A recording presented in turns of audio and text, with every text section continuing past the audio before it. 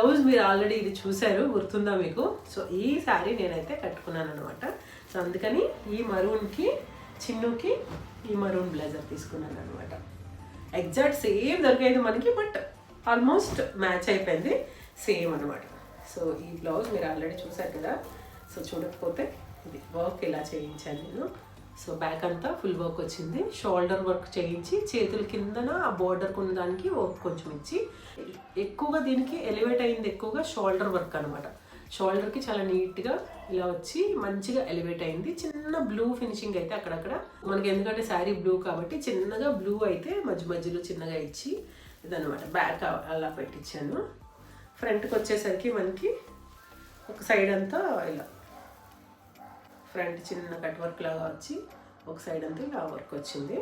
And దీనికి శారీ ఇది ఈ బ్లూ శారీ. సో